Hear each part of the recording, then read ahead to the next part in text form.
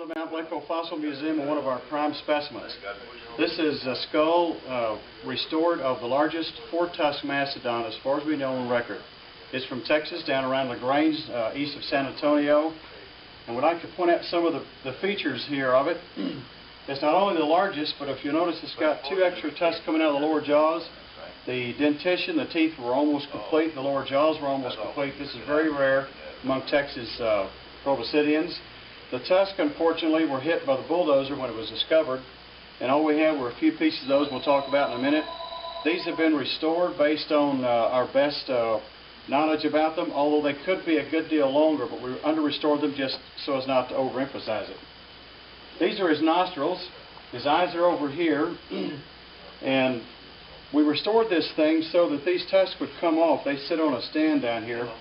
Inside the root cavity is still open, and we installed a very tiny LED light in there so that when this is removed you can look up into the root cavity, and it's really interesting. It looks like an ice cave.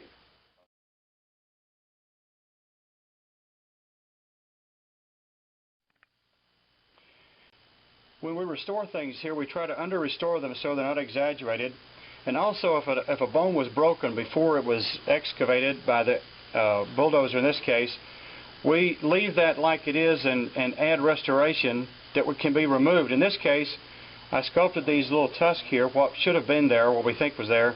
Then we magnetized them and painted them to look exactly like what would actually have been there. This part was broken off, probably when the animal was alive, or we don't know, subsequent to an earthquake possibly, but they were already broken before it was excavated. You can tell because it has manganese stains there. Then we just snap it back on. And so it's as it was found, but it's as it's restored.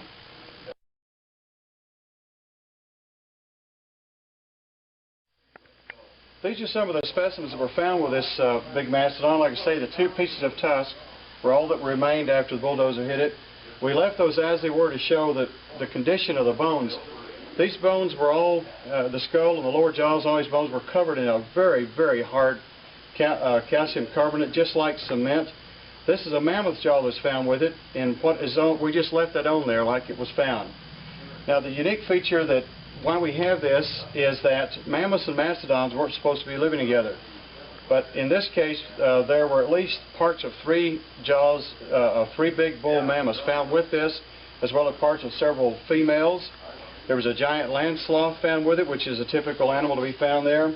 Horses, camels, giant bison, which we didn't have any bones of, but they reported there was a whole herd buried there with them.